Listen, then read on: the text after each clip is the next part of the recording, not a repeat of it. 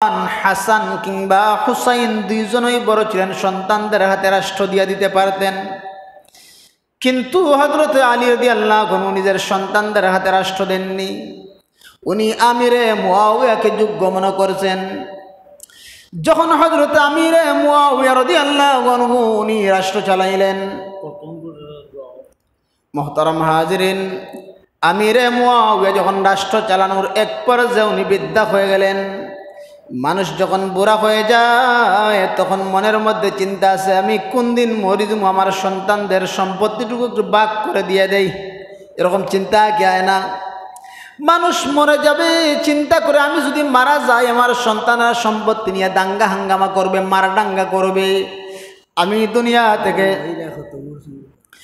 দুনিয়া থেকে বিদায় হয়ে যাওয়ার আগে আমি সেই সমস্যার সমাধান করে যাব। আমিরে মুআবিয়া রাদিয়াল্লাহু আনহু অমনি মুহূর্তে যেই মাত্র ইন্তেকাল করবেন, ওইদিকে কিছু লোকেরা কুফা থেকে আমিরে মুআবিয়ার কাছে চিঠি লিখছে। ওই জমানায় মুসলমানদের রাজধানী তিনবার পরিবর্তন হয়ে প্রথমবার ছিল হেজাজের মধ্যে। হেজাজ হলো মদিনার পার্শ্ববর্তী একটা জায়গা। এরপরে রাজধানী পরিবর্তন হয় ইরাকের কুফার মধ্যে। এরপরে আমিরে মুআবিয়ার সময় রাজধানী পরিবর্তন হয় সিরিয়ার দামেস্কের মধ্যে। আমিরে মুআবিয়া দামেস্কের মধ্যে আছেন। কুফা থেকে, ইরাকের কুফা থেকে কিছু লোক চিঠি লিখছে, ও আমিরে মুআবিয়া, আপনার ইন্তেকালের পর একটা দাঙ্গা হাঙ্গামা বেজে যাবে, আপনি একটা কাজ করুন, আপনার সন্তান ইয়াজিদের হাতে রাষ্ট্রটা গোছাইয়ে দেন না কেন? আমিরে মুআবিয়া বলেন, না না, আমার পক্ষে তা সম্ভব না। এখনো নবীজির নাতি হুসাইন দুনিয়ায় জিন্দা আছে। নোমান ইবনে বশির, আব্দুর রহমান ইবনে আবু বকর ইবনে আব্বাস রাদিয়াল্লাহু আনহুমা, এত জলিলুল কদর সাহাবী জিন্দা থাকতে আমার সন্তান কেমনে খেলাফতের হকদার হয়, আমার তা বুঝে আসে না। আমিরে মুআবিয়া এবার চিন্তা করলেন, আমি মক্কার মধ্যে গিয়ে উমরা করব, মদিনার মধ্যে যাব, নবীজির বিবি আম্মা জান আয়েশা সিদ্দিকার সাথে পরামর্শ করব। 51 হিজরিতে আমিরে মুআবিয়া মক্কার মধ্যে গিয়ে উমরা করলেন, মদিনার মধ্যে গেলেন। আম্মা জান আয়েশা সিদ্দিকার সাথে পরামর্শ করলেন, ও আম্মা জান আয়েশা সিদ্দিকা, ইরাকের কুফার লোকেরা, বসরার কিছু লোকেরা আমার সন্তানকে চায়, আমি আমার সন্তানের হাতে রাষ্ট্র গোছাইয়া দেই, আপনার মতামত কি? আম্মা জান আয়েশা সিদ্দিকা ডাক ও আমিরে মুআবিয়া, আপনি কার কাছে রাষ্ট্র গোছাইয়া দিবেন এটা আপনার একান্ত ইচ্ছা, আমি কোনো কথা বলবো না। তবে একটা কথা বলি, আপনি নবীর নাতি হুসাইনের উপর কোনো জুলুম নির্যাতন করবেন না। আপনি নবীর নাতি হুসাইনের উপর কোনো জুলুম নির্যাতন করবেন না। আপনার ক্ষমতা, আপনি কাকে গোছাইবেন এটা আপনার ব্যক্তিগত এখতিয়ার। আমিরে মুআবিয়া ওইদিকে হযরত হুসাইন রাদিয়াল্লাহু আনহু, ইবনে আব্বাস রাদিয়াল্লাহু আনহুমা, হযরত নোমান ইবনে বশির, আব্দুর রহমান ইবনে আবু বকর সহ, আব্দুল্লাহ ইবনে উমর সহ কিছু সাহাবীর সাথে পরামর্শ করলেন যে আমার সন্তানকে আমি রাষ্ট্র গোছাইতে চাই। লোকেরা তো আমার কাছে চিঠি লিখছে, কোফার লোকেরা, বসরার লোকেরা তো আমার সন্তানটা চায়, আপনারা কি বলেন? হযরত হুসাইন রাদিয়াল্লাহু আনহু বলেন যে এই জায়গার মধ্যে বর্তমানে আব্দুর রহমান ইবনে আবু বকর তিনি যোগ্য, নোমান ইবনে বশিরও যোগ্য, আমি হুসাইনও তো যোগ্য। এরকম যোগ্য সাহাবীরা এখনো দুনিয়ায় জিন্দা থাকতে আপনি আপনার সন্তানকে রাষ্ট্র গোছাইবেন, এটা কোন নীতি আপনি পাইলেন? এরা তো আবু বকরের নীতি না। আবু বকর ইচ্ছা করে তার সন্তান আব্দুর রহমান ইবনে আবু বকরকে রাষ্ট্র গোছাইতে পারত, তখন আব্দুর রহমান ইবনে আবু বকর জিন্দা ছিল। আপনি কি কাজটা করতে আছেন? আমরা কখন আপনার সন্তানকে মানতে পারি না। তখন আমিরে মুআবিয়া ওদিকে সন্তানের চাপের মধ্যে পড়লেন, কুফার লোক, বসরা লোকের চাপের মধ্যে পড়লেন, আবার ওইদিকে নবীজির সাহাবীদের চাপের মধ্যে পড়লেন। আম্মা জান আয়েশা সিদ্দিকা বললেন, আপনি কারে গোছাইবেন গোছান, অসুবিধা নাই, কিন্তু নবীজির সাহাবীদের উপর কোনো জুলুম নির্যাতন করা যাবে না। আমিরে মুআবিয়া কোনো সিদ্ধান্ত না নিয়ে দামেস্কের মধ্যে চলে গেলেন। সিদ্ধান্ত নিতে পারতেছেন না। মুহতারাম হাজিরিন, আমিরে মুআবিয়া কোনো সিদ্ধান্ত না নিয়ে দামেস্কের মধ্যে চলে গেলেন। এবার 61 হিজরি যখন শুরু হয়ে যায়, আমিরে মুআবিয়ার ইন্তেকাল হয়ে যায়। যখন আমিরে মুআবিয়ার ইন্তেকাল হয়ে যায়, ওনার সন্তান ইয়াজিদ জোর কইরা রাষ্ট্রের মধ্যে বসে গেছে। জোর কইরা রাষ্ট্রের মধ্যে বসে গেছে। এমনকি আমিরে মুআবিয়া, মুসলমানদের আমির, তার ইন্তেকালের খবরটা পর্যন্ত প্রচার করেনি। একা একা কয়েকজন মিল্লা দাফন করেছে গোপনে, ইন্তেকালের খবরটা পর্যন্ত প্রকাশ করেনি। কেন? যে আমিরে মুআবিয়া ইন্তেকাল করছে জানলে যে ওইদিকে একটা দাঙ্গা হাঙ্গামা শুরু হয়ে যাবে। 2.5 মাস পর সে খবর প্রচার করেছে যে আমার আব্বা আমিরে মুআবিয়ার ইন্তেকাল হয়ে গেছে। আমার আব্বা আমিরে মুআবিয়া রাষ্ট্রটা আমি ইয়াজিদের হাতে গোছাইয়া দিছেন। যেরকম নাউযুবিল্লাহ। এটা তো সম্পূর্ণ মিথ্যা, ভিত্তিহীন কথা। ওইদিকে আমিরে মুআবিয়ার সন্তান ইয়াজিদ মদিনা একজন গভর্নর বানাইছে, যার নাম হলো মারওয়ান। আবার ইরাকের কুফার রাজধানী কুফা শহরে একজন আমির নিযুক্ত করেছে, গভর্নর নিযুক্ত করেছে, যার নাম হলো নু'মান ইবনে বশির। উনি একজন সাহাবী ছিলেন। কিছুদিন পর ইয়াজিদ নু'মান ইবনে বশিরকে পাল্টাইয়া একটা জারজ সন্তান ওয়ালাতুজ জিনা উবাইদুল্লাহ ইবনে জিয়াদকে রাষ্ট্রপ্রধান বানাইছে, গভর্নর বানাইছে। উবাইদুল্লাহ ইবনে জিয়াদ ছিল অত্যন্ত জালিম, সন্ত্রাসী প্রকৃতির লোক। যাতে উবাইদুল্লাহ ইবনে জিয়াদ হুসাইন রাদিয়াল্লাহু আনহু সহ সাহাবায়ে কেরামদেরকে দমন করতে পারে, সেই উদ্দেশ্যে উবাইদুল্লাহ ইবনে জিয়াদকে সে কুফার গভর্নর বানাইছে, যাতে একটা দাঙ্গা হাঙ্গামা শুরু হয়ে যায়। মুহতারাম হাজিরিন, এমন একটা মুহূর্তে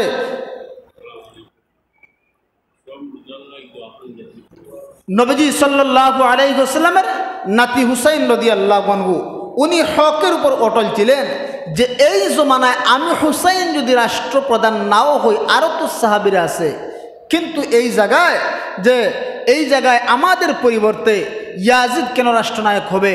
এমন একটা মুহূর্তে কুফার লোকেরা, উবাইদুল্লাহ ইবনে জিয়াদের বাহিনীরা, তারা চিন্তা করলে একটা কাজ করা যাক, আমরা হুসাইনকে চিঠি দিয়া আমাদের কুফার মধ্যে তার হাতে বায়াত গ্রহণ করবো কইয়া তারা আমরা আনি। একটা চক্রান্ত। মুহতারাম হাজিরিন, এবার কুফার লোকেরা হযরত হুসাইন রাদিয়াল্লাহু আনহুর কাছে শত শত হাজার হাজার চিঠি দিছে, আপনি কুফার মধ্যে আসেন, আমরা আপনার হাতে বায়াত গ্রহণ করব, আমরা ইয়াজিদরে মানি না। এই জন্য দেখবেন মুসলমানদের মধ্যে কিছু মানুষ আছে, মুসলমানদের মধ্যে কিছু মুনাফিক মার্কা মুসলমান আছে, যাদের মুখের মধ্যে মধু আর বুকের মধ্যে বিষ আছে না নাই? যাদের মুখের মধ্যে মধু, বুকের মধ্যে বিষ। দেখবেন এমন কিছু প্রকৃতির লোক আছে, কুফার লোকেরা কিন্তু ভালো না। তারা নবীজির নাতি হাসানকে বিষ খাওয়াইয়া পর্যন্ত মারছে, হযরতে আলীকেও তারা হত্যা করেছে।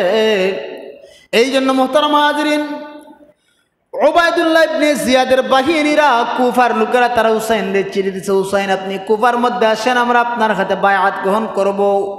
ওইদিকে মদিনার হেজাজের লোকেরা হুসাইনের হাতে বায়াত গ্রহণ করে নিয়েছে। কিছু মানুষ ইয়াজিদরে চায়, আবার কিছু মানুষ হুসাইনরে চায়, কিন্তু বেশিরভাগ মানুষ ইয়াজিদরে চায়। কেন? ইয়াজিদ বর্তমান রাষ্ট্রপ্রধান, আবার ওইদিকে জুলুম নির্যাতন করে, যে আমার মানতায় না, খানো দড়ি আমার সামনে লই এইবার তারে প্রকাশ্যে দিবালুকে হত্যা করা হবে। তখন কিছু কিছু লোক ভয় পাইয়া, যদিও হুসাইনি মহব্বত তার অন্তরে আছে, কিন্তু ভয় পাওয়ার কারণে তারা ইয়াজিদের কথার বিরুদ্ধে তারা কোনো কথা বলে না। এমন একটা মুহূর্তে হুসাইন রাদিয়াল্লাহু আনহু চিন্তা করলেন, কুফার লোকেরা আমার হাজার হাজার চিঠি দিচ্ছে, শত শত চিঠি, তাহলে তারা হয়তো মনে হয় আমার মহব্বত করে। অমনি মুহূর্তে হুসাইন রাদিয়াল্লাহু আনহু যখন কুফার মধ্যে যাইবেন, কিছু সাহাবীদের সাথে পরামর্শ করলেন, বিশেষ করে ইবনে আব্বাস রাদিয়াল্লাহু আনহুমা ডাক দেখো, হুসাইন আপনি কুফায় কোন বিশ্বাসে যাইবেন? যেই কুফার জালিমেরা, বেঈমানেরা, মুনাফিকেরা তোমার ভাই হাসানকে বিষ খাওয়াইয়া মারলো, তোমার বাপ আলীরে মারলো, তুমি কোন বিশ্বাসে যাইবে? আমার মনে হয় তোমার যাওয়া ঠিক হবে না, তুমি যাইও না। হুসাইন রাদিয়াল্লাহু আনহু উনি হকের উপর অটল ছিলেন। তিনি ডাক দা বলেন, আমি যাব, আমি তাদেরকে বুঝাইব। আমি তো যুদ্ধ করার জন্য যাব না, আমি তাদেরকে বুঝাইব।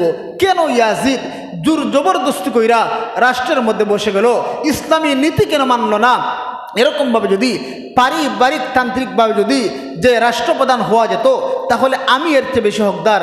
আমার বাবা আলী আমাকে দেওয়ার কথা, কিন্তু আমার বাবা আলী আমারে না দিয়ে আমিরে মুয়াউইয়াকে দিয়েছেন। তিনি তো সাহাবীদের আমলের উপর আমল করেননি, তিনি তার সন্তানের হাতে রাষ্ট্র এরকমভাবে দিয়ে গেলেন। এটা হতে পারে না। আমি ইয়াজিদের সাথে সরাসরি কথা বলবো। হুসাইন রাদিয়াল্লাহু আনহু কোনো সাহাবীর কথা মানলেন না, কিন্তু তকদিরে যে আগে শাহাদতের মত লেখা ছিল, এটা কি কেউ হটাইতে পারবো? আগেই তকদিরের মধ্যে আল্লাহ কপালের মধ্যে লিখে রাখছেন যে হুসাইন কারবালার ময়দানে শাহাদত বরণ করবেন।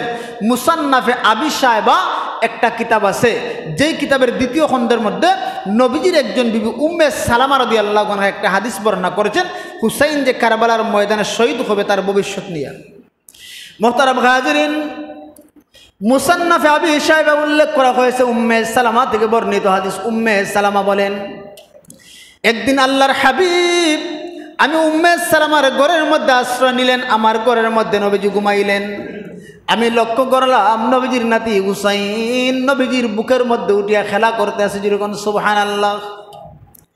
আমি উম্মে সালামা লক্ষ্য করে তাকায়া দেখি আল্লাহর পয়গম্বর বিশ্ব নবী হুসাইনের চেহারার দিকে তাকায়া নবীজি মুখ দিয়া হাসে, কিন্তু চক্ষু দিয়া পানি টপ টপ করে পড়তে আছে। উম্মে সালামা হুসাইন নবীজির কাছ থেকে চলে যাওয়ার পর উম্মে সালামা আল্লাহর নবীকে জিজ্ঞেস করেন, ইয়া রাসূলুল্লাহ, আমি দেখলাম আপনার নাতি ছোট্ট হুসাইন আপনার বুকের উপর উঠে খেলা করে, আপনার দাড়িতে ধরে আপনাকে চুম্বন করে। দেখলাম গো নবীজি আপনি মুখ দিয়ে হাসতেছেন আর চক্ষু দিয়া কান্না করতেছেন, এর কারণ কি? আল্লাহর নবী ডাক করে, উম্মে সালামা আমার হাতের দিকে তাকায়া দেখো, আমার হাতের দিকে কারবালার মাটি। জিবরাইল আলাইহিস সালাম আমার নাতি যখন আমার উপর উঠিয়া খেলা করতে আছে, জিবরাইল আলাইহিস সালাম কারবালার মাটি এনে আমার হাতের মধ্যে দিয়েছেন আর জানাইয়া দিয়েছেন, নবী গো আপনার নাতি হুসাইন আপনি তো মহব্বত করেন, আপনার নাতি হুসাইন কারবালার ময়দানে ইয়াজিদের বাহিনীর হাতে শাহাদত বরণ করবে। ইয়া রাসূলুল্লাহ নেন কারবালার মাটি নেন। আল্লাহর পয়গম্বর ডাক দেখো উম্মে সালামা, যখন জিবরাইল কারবালার মাটিটা লাল মাটি আমার হাতের মধ্যে এনে দিয়ে গেছে, আমি তখন আমার নাতি হুসাইন ছোট্ট সন্তান, সে আমার সামনে, আমি তো দূরে কাঁদতে পারি না, মুখ দিয়ে কান্না করতে পারি না, হুসাইন কষ্ট পাইবে। আমি মুখ দিয়ে হাসি আর আমার ভিতর থেকে ও জোরে কান্না বের হয়, আমি চক্ষু দিয়ে পানি বের করি, আমার নাতি হুসাইন কারবালার ময়দানে শাহাদত বরণ করবেন। আল্লাহর পয়গম্বর বিশ্বনবী দুনিয়ার মধ্যে যতগুলা মানুষকে বেশি মহব্বত করতেন, ভালোবাসতেন, এর মধ্যে প্রথম সারিতে নবীজির মেয়ে ফাতেমার সন্তান। আল্লাহর নবী নিজেই বলেন, হুসাইনুম মিন্নি ওয়া আনা মিন হুসাইন, আমি হলাম হুসাইনের আর হুসাইন হলো আমার। ও দুনিয়ার মানুষেরা, তোমরা যারা আমার হুসাইনকে কষ্ট দিবারে মনে করবা আমি নবীরে কষ্ট দিলা। আল্লাহর পয়গম্বর ফাতেমা সম্পর্কে বলেন, ফাতিমা তু বিদআতুম মিন্নি, ফাতেমা হলো আমার শরীরের গোশতের একটা অংশ। তোমরা যারা আমার মেয়ে ফাতেমার কষ্ট দিবা মনে করলা আমি নবীরে কষ্ট দিলা।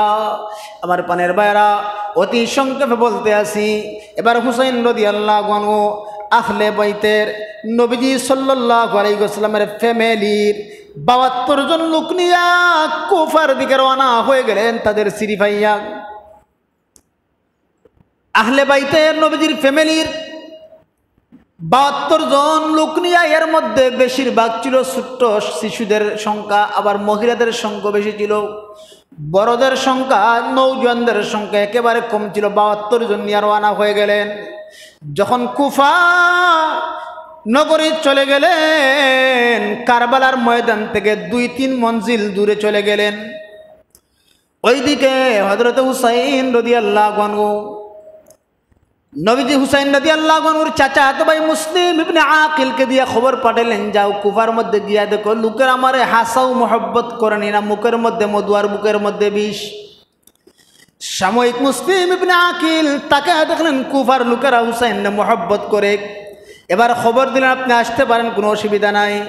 যেই মাত্র নবীজির নাতি হুসাইন রাদিয়াল্লাহু আনহু গেলেন, ওইদিকে কুফার গভর্নর উবাইদুল্লাহ ইবনে জিয়াদ, যার সন্তান ওয়ালা তুজিনা, 1000-এর একটা বাহিনী হুর ইবনে ইয়াজিদকে দিয়া পাঠাইছে, হুসাইন আটকাও, হুসাইন যেন বাগিয়া যাইতে না পারে, তারা আটকাইবা, আমার সামনে নিয়ে আসবা। হুর ইবনে ইয়াজিদ আল্লাহর নবীর নাতি হুসাইনের সামনে হাজির হয়ে যায় আর ডাক দেখো, তোমাকে নেওয়ার জন্য উবাইদুল্লাহ ইবনে জিয়াদ গভর্নর আমাদেরকে পাঠাইছেন, আপনি কিন্তু যেতে হবে, যদি না যান জুড়ে নেওয়ার জন্য আপনাকে পাঠাইছে। হযরতে হুসাইন ডাক দেখো, ও হুর ইবনে ইয়াজিদ, জানোনি আমি উবাইদুল্লাহ ইবনে জিয়াদের সামনে কখনো যেতে পারবো না, তুমি তো জানো আমি কে। আর উবাইদুল্লাহ ইবনে জিয়াদ হলো সুমাইয়ার সন্তান, সে হলো ওয়ালা তুজিনা, সে হলো যার সন্তান, তার সামনে আমি কখনো যেতে পারি না। মুহতারাম হাজিরিন, একটা কথা ভালো করে লক্ষ্য করবেন, শুধু জিনা করার দ্বারা যার সন্তান হয় না। আমরা মাসআলা জানি না, অনেক সময় আমাদের থেকে আমাদের বিবিটা তালাক হয়ে যায়, আমরা নিজেরাই পর্যন্ত জানি না। এই জন্য তালাক কয়েক ধরনের আছে। এক ধরনের তালাক আছে যাকে তালাকে কেনায়া বলে, ইশারা ইঙ্গিতে তালাক। কেউ যদি তার বউরে হাতের মধ্যে দরিয়া ডাক দেখো, ও বউ, ও বিবি, তোমার হাতটা আমার বইনের মতো, তাহলে তার বিবি তার থেকে তালাক হয়ে যাবে। যদি তার বিবিকে ডাক দেখো, বিবি আমার, তোমার চেহারাটা আমার মার মতো, আমার আম্মার মতো তোমার চেহারাটা, তার বিবিরা তার থেকে তালাক হয়ে যায়। এই তালাক হলো তালাকে কেনায়া। আমাদের সমাজের মধ্যে অসংখ্য গণিত ফ্যামিলি আছে, তার মুখ দিয়ে এরকম কথা আবেগের কারণে বের হওয়ার কারণে তার বিবিরা তার থেকে তালাক হয়ে যায়। সন্তান যার সন্তান হয়ে যায়, সন্তান কেমনে ভালো হবে? এই জন্য আমার পানের ভাইয়েরা, স্ত্রীর সামনে এমন কোনো কথা বলবা না যেই কথা ইশারা ইঙ্গিতের সাথে তালাক হয়ে যায়। নিজের বিবিরে নিজের বোনের সাথে তসবিহ দেওয়া যাবে না, নিজের বিবিকে মার সাথে তুলনা করা যাবে না, আমার মার মতো তুমি, এরকম কথা বললে বিবি কিন্তু তালাক হয়ে যায়। এই জন্য মুহতারাম হাজিরিন, উবাইদুল্লাহ ইবনে জিয়াদ হলো ওয়ালা তুজিনা। এবার হুসাইন রাদিয়াল্লাহু আনহু উবাইদুল্লাহ ইবনে জিয়াদের সামনে যাবে না। এবার হুর ইবনে ইয়াজিদ চিঠি লিখছে, উবাইদুল্লাহ ইবনে জিয়াদ, হুসাইন তো আপনার দরবারে আসবে না, কি করা যায়? এমনি উবাইদুল্লাহ ইবনে জিয়াদ ডাক কয়, রে আমার মন্ত্রীরাও আমার বাহিনীরা আসনি, কেউ উবাইদুল্লাহ হুসাইন আমার সামনে আসবে না, ধরে নিয়ে আসবা। ওই মজলিসের মধ্যে সীমার জিলজৌশন একটা কুলাঙ্গার ছিল। ডাক দেখো, তোমরা একটা কাজ করো, ও উবাইদুল্লাহ ইবনে জিয়াদ, আমাকে দিয়ে একটা বাহিনী দিয়া দেন, হুসাইনের দরিয়া হেসরাই আপনার সামনে নিয়ে আসবো। জুরে কোন নাউজুবিল্লাহ। এবার উবাইদুল্লাহ ইবনে জিয়াদ 4000 একটা বাহিনী দিয়া দে। 4000-এর বাহিনী নিয়ে সীমার জিলজৌশন আল্লাহর নবীর নাতি হুসাইনকে ধরে আনার জন্য যেই মাত্র চলে যায়, হুসাইন রাদিয়াল্লাহু আনহু একটা তাবু গাড়ছেন। তাবুর ভিতরে আহলে বাইতের নবীজির ফ্যামিলির 70 থেকে 72 জন মানুষ নিয়ে আসেন। এবার হযরত হুসাইন ডাক দেখো, আমি উবাইদুল্লাহ ইবনে জিয়াদের সামনে যাব না। হুসাইন রাদিয়াল্লাহু আনহু একটা ভাষণ দিলেন, ইয়া মাশারাল ইনসান, ও মানুষেরা, তোমরা কি জানো আমি কে? ও মানুষেরা, তোমরাও তো মুসলমান, আমিও তো মুসলমান। আমি তো তোমাদের সাথে যুদ্ধ করার জন্য আসিনি, আমার তো যুদ্ধ করার কোনো ইচ্ছাও নাই। আমি আসছি ইয়াজিদরে বোঝানোর জন্য। তোমরা আমাকে ধরে নিয়ে যাইবা, আমি উবাইদুল্লাহ ইবনে জিয়াদের সামনে যাব না। সে হলো যার সন্তান, আমি কে তোমরা জানো নি? তোমরা কি আমার পরিচয় এটা জানো না? ওই মজলিসের মধ্যে নবীজির অসংখ্য সাহাবা একরাম ছিলেন, মুরব্বী সাহাবা একরাম, তারা মাথাটা নিচের দিকে দিয়ে রইলেন, তারা কিছু বলে না। হুসাইন ডাক দেখে, তোমরা কি জানো না আমার আব্বা সম্পর্কে আল্লাহর নবী বলেছেন আসাদুল্লাহিল গালিব। আমার আব্বা হলেন আল্লাহর বিজয়ী বাগ। আমার আব্বা আলী সম্পর্কে আল্লাহর নবী বলেছেন আনা মাদিনাতুল ইলমি ওয়া আলিয়ুন বাবুহা। আল্লাহর নবী বলেন, আমি নবীজি মদিনার ইলমের শহর, আর সেই শহরের দরজা হলো আমার আলী। শুধু তাই নয়, আল্লাহর নবী এক যুদ্ধ থেকে আসার সময় সাহাবা একরামদের সামনে আলীর টান মারিয়া হাত দিয়ে ধরে নিয়া আল্লাহর নবী ডাক দেখো, সাহাবীরা, তোমরা কি আলীকে চিনো? আলী হলো আমার ফ্যামিলিভুক্ত, আলী হলো আহলে বাইতের অন্তর্ভুক্ত, আলী হলো আমার পরিবারভুক্ত। তোমরা আলীরে সম্মান করবা, তোমরা যারা আমি নবীর মহব্বত করো তোমরা আলীকে মহব্বত করবা, যদি আলীর মহব্বত করো তাহলে আমি নবীর মহব্বত করলা। আমার বানের ভাইরা হুসাইন ডাক দেখো, ও উবাইদুল্লাহ ইবনে জিয়াদের বাহিনীরা, তোমরা কি জানো আমি কে? আমার সম্পর্কে, আমার ভাই সম্পর্কে আল্লাহর রাসূল বলেছেন সাইয়্যিদা শাবাবি আহলিল জান্নাহ, আমরা দুই ভাই হাসান হুসাইন জান্নাতের সরদার হব। আমার মা সম্পর্কে আমার নানাজি বলেছেন ওয়া ফাতিমাতু সাইয়্যিদাতু নিসাই আহলিল জান্নাহ, আমার আম্মা জান্নাতের রমণদের সরদারনি হবে। অমনি মুহূর্তে কিছু কিছু সাহাবী কিছু বলে না, মাথা নিচের দিকে নিয়ে আসে সীমার জিনজৌশন পাষণ্ড কুলাঙ্গার ডাক ডাক, ও আমার বাহিনীরা তোমরা কেন তাকাইয়াছো? হুসাইন রে ওই জায়গা থেকে নামাও, খুতবা দিতে আর দিও না, তারে আমরা জোর জবরদস্তি কইরা নিয়ে আনিমু। হযরত হুসাইন ডাক ডাক, না না না, আমি মরতে পারি, জীবন দিতে পারি, আমি কখনো উবাইদুল্লাহ ইবনে জিয়াদের কাছে যেতে পারি না। তোমাদের কাছে আমার তিনটা আবদার, তিনটা দরখাস্ত। প্রথম নাম্বার আবদার হলো রে, আমি হেজাজ থেকে আসছি, আমার হেজাজের মধ্যে যেতে দাও, আমি কোনো কথা বলবো না। দুই নাম্বার আবদার হইল তোমরা একটা কাজ করো রে, আমার উবাইদুল্লাহ ইবনে জিয়াদের সামনে নিয়ে যাইবা না, আমার তোমরা এমন কোন মুসলিম বসতির মধ্যে যাওয়ার সুযোগ করে দাও, আমি মুসলিম বসতির মধ্যে গিয়ে জীবনযাপন করব।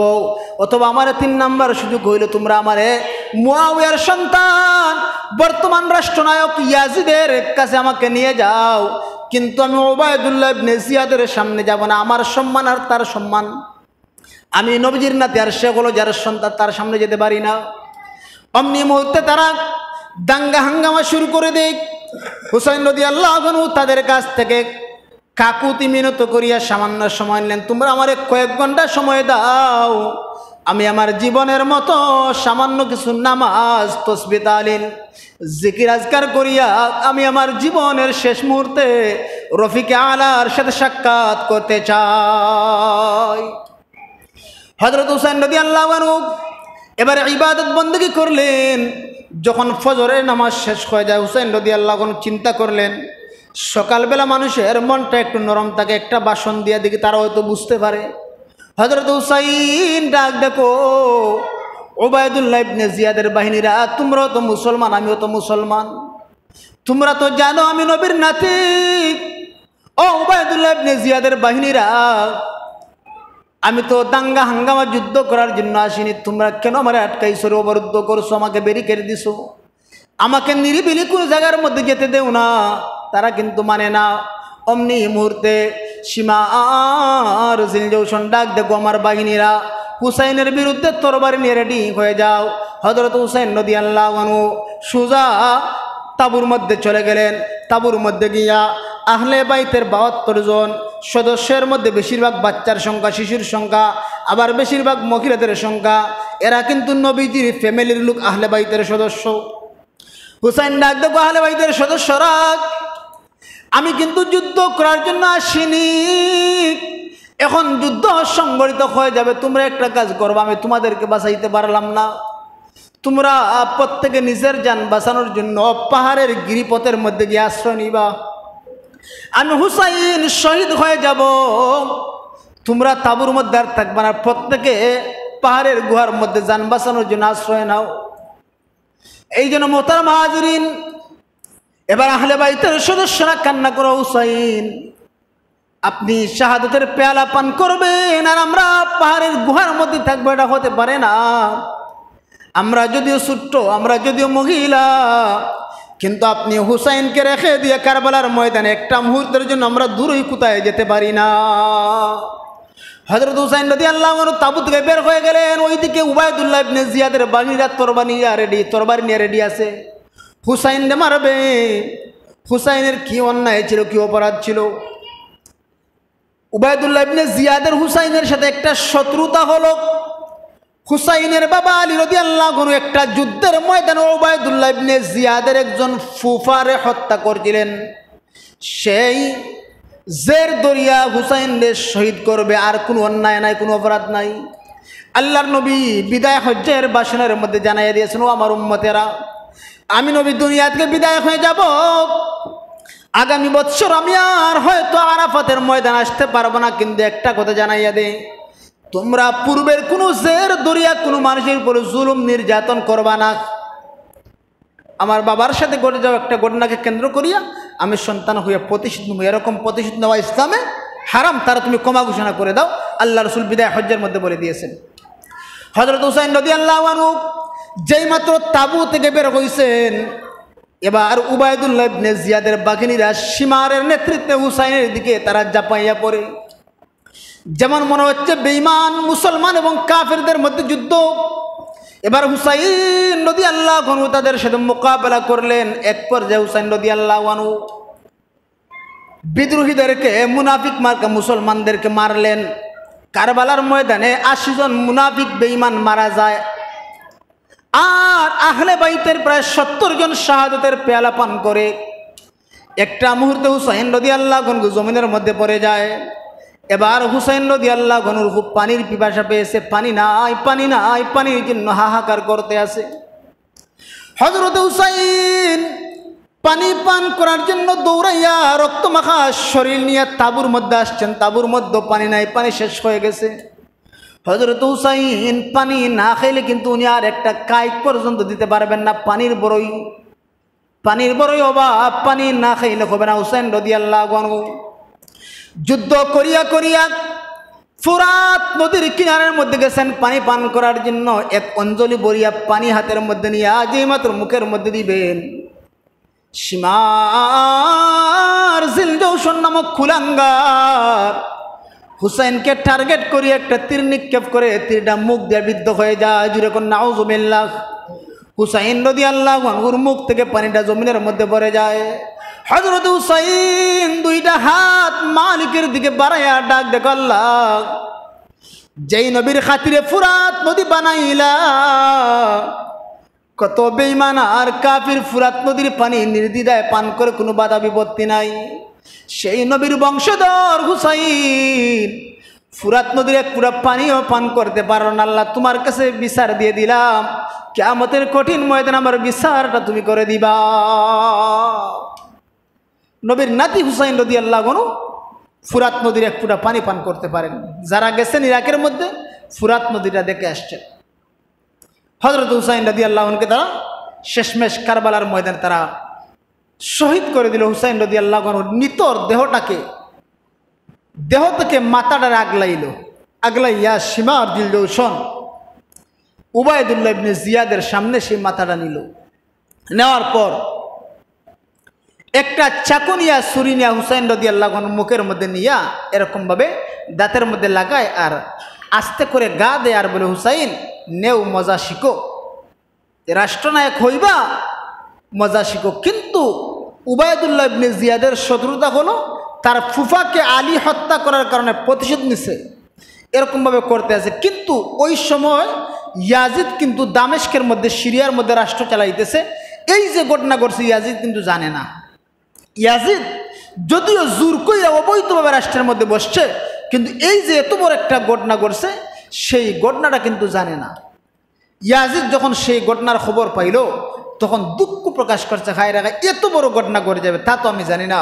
কিন্তু হুসাইন রাদিয়াল্লাহু আনহুর যে মূল টার্গেট ছিল যে আমি ইয়াজিদরে বুঝাইব, তুমি যে রাষ্ট্রের মধ্যে বইছো, এরা তো কোনো সাহাবীর নীতি না, বরং তুমি সাহাবা একরামদের নবীজির নীতি অনুসরণ করো আর যোগ্য একজন ব্যক্তিকে বসাও, যখন তোমার বসার সুযোগ হইবে তখন তুমি বসবে।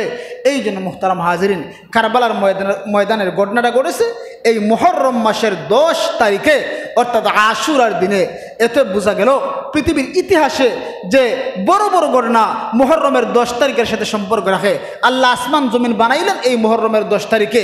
এই জন্য মুহতারাম হাজিরিন, আদম আলাইহিস সালামকে আল্লাহ জান্নাতের মধ্যে দিয়েছিলেন মুহররমের 10 তারিখে, জান্নাত থেকে বের করে দিয়েছিলেন মুহররমের 10 তারিখে। দুনিয়ায় আইসা আদম আলাইহিস সালাম গণ্ডমবৃক্ষ ফল খাওয়ার কারণে অপরাধ করলেন, আল্লাহর কাছে কান্নাকারি করলেন 350 বৎসর। আল্লাহ মুহররমের 10 তারিখে আদম নবীর তৌবা কবুল করলেন। এই যে হুসাইন রাদিয়াল্লাহু আনহুর শাহাদাতের ঘটনা ঘটলো, এ থেকে আমাদের শিক্ষা কি? এ থেকে আমাদের শিক্ষণীয় বিষয় কি? এ থেকে আমাদের শিক্ষণীয় বিষয় হইল, আমরা কখনো কিয়ামতের আগ পর্যন্ত আমরা কখনো বাতিলের সামনে মাথা নত করব না। হুসাইন রাদিয়াল্লাহু আনহু বাতিলের সামনে যদি মাথা নত করতেন তারা ওনাকে হত্যা করতো না। হুসাইন রাদিয়াল্লাহু আনহু বাতিলের সামনে কোনোদিন মাথা নত করেননি। এই জন্য আল্লাহ বলেন যে ওয়াকুল জা আল হক ওয়া যাহাকাল বাতিল ইন্নাল বাতিলা কানা যাহুকা, হক আসবে, বাতিল পলাইবে, বাতিলের অপসারণ হবে, বাতিল টিকে থাকতে পারবে না। এমনকি আল্লাহ রাব্বুল আলামিন সূরা বাকারার মধ্যে বলেন, ওয়ালা তালবিসুল হাক্কা, আল্লাহ রাব্বুল আলামিন বলেন তোমরা হক এবং বাতিলে কখনো একসাথে সংমিশ্রণ করবা না। হক হক, বাতিল বাতিল, সাদা সাদা, কালো কালো, কালা সাদা যেমন এক হতে পারে না, হক আর বাতিল কখনো এক হতে পারে না। এই জন্য মুহতারাম হাজিরিন, আমরা দুনিয়ায় জমিনে আসি, আমরা হুসাইনি চেতনা নিয়া আমরা হকের উপর অটল অবিচল থাকবো। আমাদের জীবন গেলেও আমরা বাতিলের সামনে মাথা নত করে আমাদের ইহকাল পরকাল আমরা বরবাদ করব না। অনেক সময় আমরা বাতিলের সামনে মাথা নত করার কারণে, বাতিলের সামনে আত্মসমর্পণ করার কারণে আমাদের ঈমান পর্যন্ত চলে যায়, আমাদের আমল পর্যন্ত নষ্ট হয়ে যায়। এই জন্য আমরা আজীবন আমরা হকের উপর আমরা প্রতিষ্ঠিত থাকবো। আর দোয়া করবো আল্লাহ কারবালার ময়দানে আহলে বাইতের যে সমস্ত সদস্যরা শাহাদত বরণ করেছে, আল্লাহ তাদের দরজাতে বুলন্দ ফরমাও। মুহতারাম হাজিরিন, এই যে মুহররম মাস, এ মাস এত দামি মাস, এই মাসে দুইটা রোজা আছে। দুইটা রোজা আছে, আজকে 8 তারিখ, আগামীকাল 9 তারিখ, পরের দিন রবিবার হয় 10 তারিখ। অর্থাৎ মুহররমের 10 তারিখের সাথে সম্পর্ক, আশুরার দিন হলো 10 তারিখ রবিবার। আল্লাহর নবী বলেন, আফদালুস সিয়ামি বা'দা রমাদান শাহরুল্লাহিল মুহাররম। আল্লাহর কাছে আফদালুস সিয়ামি বা'দা রমাদান, রমজানের পর উত্তম রোজা হলো শাহরুল্লাহিল মুহাররম, আল্লাহর মাস মুহররমের রোজা। রমজানের রোজা ফরজ হওয়ার আগে মুহররমের রোজা ফরজ ছিল। রমজানের রোজা ফরজ হওয়ার কারণে মুহররমের রোজা মুস্তাহাব হয়ে গেছে, নফলের পর্যায়ে চলে গেছে। এই জন্য মুহররমের রোজা কয়টা রাখবো? মুহররমের রোজা 2টা রাখবো। আল্লাহর নবী যখন মক্কা ছাড়িয়ে মদিনায় হিজরত করলেন, নবীজি তাকায় দেখেন ইহুদিরা রোজা রাখে, বলে তোমরা মুহররমের 10 দিন কেন রোজা, 10 তারিখ কেন রোজা রাখো? তারা ডাক ডাক হয়, এই দিন আল্লাহ মুসা আলাইহিস ইসলামকে জালিম ফেরাউনের কবল থেকে নাজাত দিয়েছেন। মুসা নবী শুকরিয়া আদায় করে ওই তারিখে রোজা রাখতেন, আমরাও রোজা রাখি। আল্লাহর নবী বলেন হকের দিক দিয়া তোমাদের চেয়ে আমরা মুসা নবীর বেশি নিকটবর্তী। এতে আগামী বছর থেকে নবীজি বললেন, সাহাবীরা তোমরা রোজা রাখবা, আমরা রোজা রাখবো মুহররমের 10 তারিখ। সাহাবা একরাম ডাক দেখে, রাসূলুল্লাহ তারা যেহেতু 10 তারিখ রোজা রাখে, তাদের কাজ আর আমাদের কাজ তো মিল হতে পারে না। আল্লাহর নবী ডাক দেখে, খালিফু ফিল ইয়াহুদ সুমু ইয়াউমি আশুরা ওয়া খালিফু ফিল ইয়াহুদ, তোমরা যে মুহররমের 10 তারিখে রোজা রাখো আর ইয়াহুদীদের বিরুদ্ধাচরণ করো। সুমু ক্বাবলাহু ইয়াওমান ওয়া সুমু বা'দাহু ইয়াওমান, তোমরা মুহররমের 10 তারিখের সাথে মিলাইয়া আগের দিন এবং পরের দিন মিলাইয়া 2টা রোজা রাখো। অর্থাৎ মুহররমের 10 তারিখ রবিবার রোজা মুখ থাকবো, এর আগের দিন শনিবার, শনিবার রবিবার এই 2 দিন রোজা রাখবো, অথবা রবিবার সোমবার 2 দিন রোজা রাখবো। শনিবার রবিবার অথবা রবিবার সোমবার, অর্থাৎ রবিবারের সাথে আগের দিন রাখবো অথবা রবিবারের সাথে পরের দিন রাখবো। মানে 2টা রোজা রাখুন লাগবো, আগেরটা মিলাইবেন না, পরেরটা মিলাইবেন, মিলাইয়া 2টা রোজা রাখবেন। মা বোন যারা আছেন করে তাদেরকে বলবেন এই 2 রোজা রাখলে ফায়দা কি, সওয়াব কি, ফজিলত কি? আল্লাহর নবী বলেন, ইন্নী আহতাসিবু আলাল্লাহি আন ইউকাফিরাস সানাতাল্লাতী ক্বাবলাহু, যে এই মুহররমের 10 তারিখের এই 2টা রোজা রাখলে আমি আশা পোষণ করি আল্লাহ পূর্বের 1 বছরের গুনাহ মাফ করে দিবেন। সুবহান।